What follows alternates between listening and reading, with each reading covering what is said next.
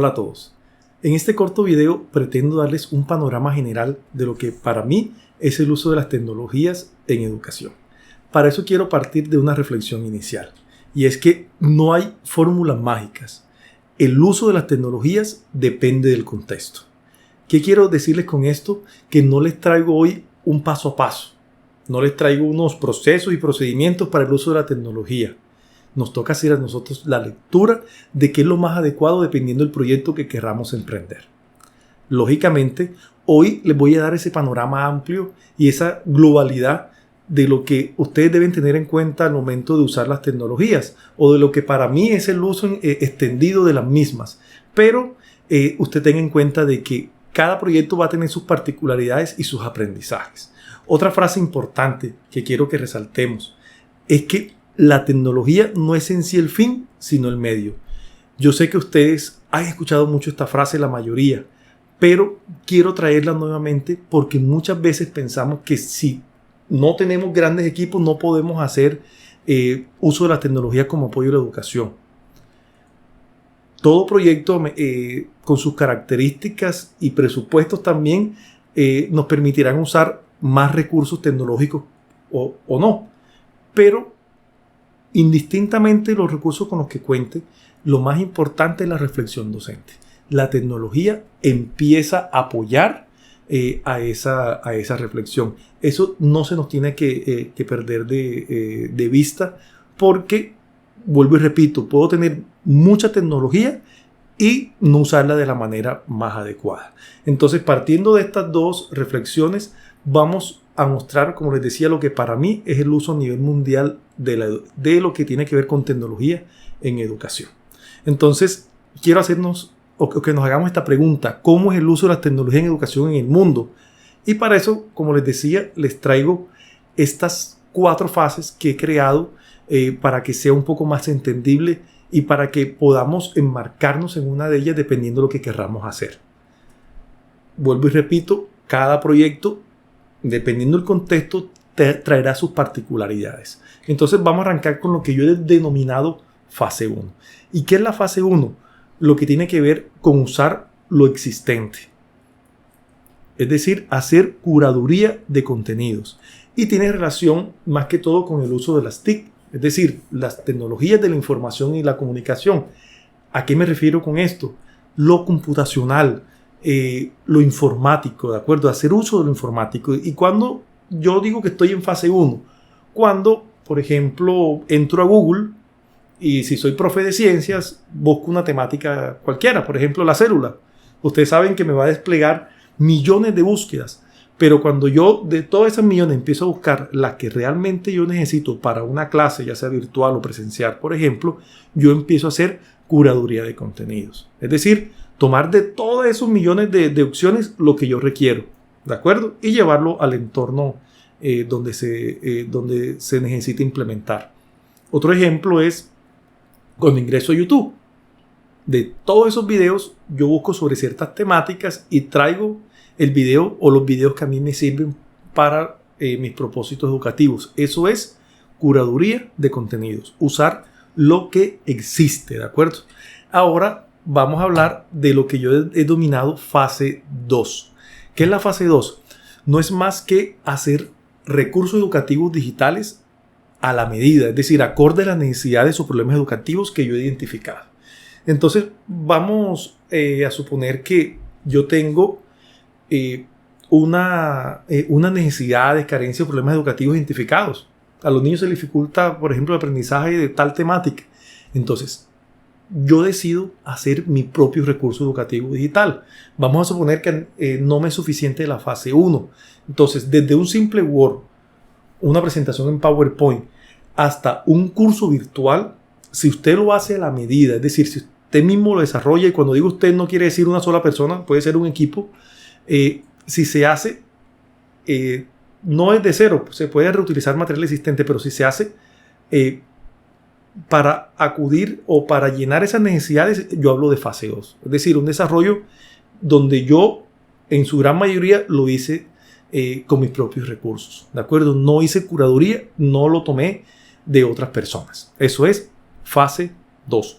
Y es donde la mayoría de instituciones y profesores trabaja, ¿de acuerdo? Es decir, necesito un tema particular, he identificado ciertas necesidades, entonces yo hago mi propio recurso educativo digital. Eso es fase 2. Vamos ahora entonces a pasar a lo que yo he denominado fase 3. Pero antes de esto le quiero mostrar, por ejemplo, esto es una estrategia que está implementando una universidad donde he tenido la oportunidad de apoyar algunos talleres capacitando a los profes en el uso de ciertas herramientas informáticas para que ellos puedan hacer sus propios recursos. Entonces, esto es un ejemplo de una que tuvimos hace unos meses relacionada con el uso de una herramienta que se llama Genially, para que ellos hicieran recursos educativos utilizando esta herramienta. Entonces, aquí es donde los profesores empiezan a capacitarse en el uso de algunas herramientas que les pueden servir para estos propósitos. Entonces, ahora sí, vamos a lo que es fase 3. ¿Qué pretende la fase 3?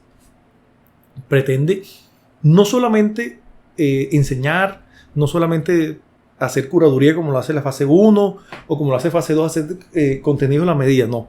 Pretende ir un poco más. Y lo que busca es contribuir con los intereses y perfil de vida de los estudiantes, de las personas. Con lo que tiene que ver el uso de la tecnología más amplio, no solamente de las TIC, es decir, no solamente del uso del computador para hacer los recursos. Aquí yo puedo, dependiendo de las reflexiones y como yo considere va a ser el perfil ocupacional que es tan incierto de las personas de aquí a unos años, yo digo, bueno, es importante que los estudiantes sepan esto y voy a apuntarle a enseñarles, por ejemplo, programación. Entonces, si yo le enseño a programar computadores a un niño, él no solamente lo va a usar en el colegio, sino que lo va a usar más adelante si lo requiere en su vida como tal profesional. Otro ejemplo, si yo quiero fortalecer la parte comunicativa, yo puedo enseñarles periodismo, por ejemplo. Entonces ya uso la tecnología con un propósito de contribuir con ese perfil de vida. Estoy hablando de fase 3. Esto es muy importante porque todo eso que yo vaya haciendo para ir contribuyendo a adquirir esas competencias tan inciertas es lo que yo considero fase 3. Por ejemplo, el día de mañana yo les digo, vamos a enseñarles electrónica.